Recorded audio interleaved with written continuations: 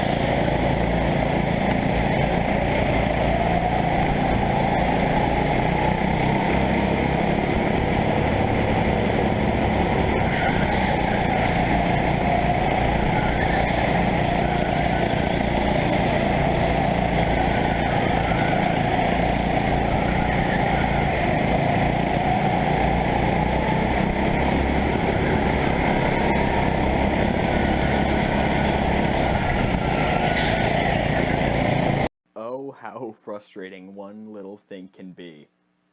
So, the camera dies mid-race. So, to give a quick short run about what happened with the rest of the race, was that I was still running where I was, keeping pace, but then, late in the race, we had a caution come out, which meant that field bunches up. I get a good shot to overtake Bro Hornet. But actually, going into the last 3 laps, that actually kind of wasn't the case, as I was able to keep right behind him. But out of nowhere, Kid Hornet, he just kind of came out of nowhere, and going into the hairpin, he shoved it up the inside. I kept my grip on the outside, making the quick left-hander, and then ripping it tight, but into the other hairpin. But then the issue is that he did the over-under on me, and just like that, the other rival that I had for the championship had passed me. And man, did that bite, because having the 2 people you wanted to finish ahead of to get 3rd in the championship, well, finish ahead of you, it sucks easily. But on this case, I was actually intensely lucky, as the gap of points between 4th and 5th place are not at all as much as the gap that Kid Hornet would have lost for his lowest finish, which was at most, if he didn't miss a race, he'd lose 400 points at the end of the season.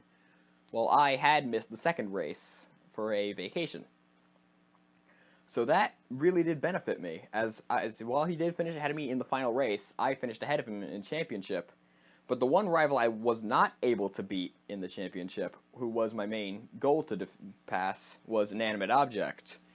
He finished 2nd, unsurprisingly, and not being able to pass by him was a real sucker, because if I was able to get by him, I would be able to finish 3rd in the championship in the A class, which would have been easily my best finish ever. But nonetheless, finishing 4th in the A class is a enormous improvement, so I can't complain. But it's one of those feelings that there's always been more to doing. So, really, it was a fun championship down to the end. Being able to fight with other people and seeing just, honestly, the improvement of Bro Hornet over the time. Because at the start of the season, he was one of the rear drivers, and now, look at him now, he's fighting for podiums. If you don't call that improvement over a season, I don't know what you call it. So, he's definitely going to be an entertaining rival to race against when fall comes around. But, well, that's the issue. You gotta wait until fall, until the next big races that going on. But I do have some things that will be going on over the summer. Like, I will be visiting the Steel Stacks Grand Prix, which is ran by Lehigh Valley Grand Prix at Steel Stacks in Bethlehem, which will be a blast to visit. And the important part, for me personally, is that I will be doing some arrive and drive karting during the night. And that would just be an enormous highlight for me, as I'll be mixing 2 things that I either don't commonly do or never do, and that's racing in the dark and racing outside. As racing outside has so much more of a different feel than racing inside, and it's such a delightful experience whenever you get the opportunity to. But also, past that, during July, I will be also entered in a very important race to me, which will be a 3-hour karting endurance race at Pocono Superspeedway.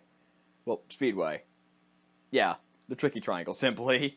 And that will be very entertaining, as it'll be pretty much like the LVGP 500, except it'll be a team of 3, and the karts are outside, and I believe that these karts actually go faster than the ones at Lehigh Valley Grand Prix. And I think that's just going to create an absolutely nuts championship.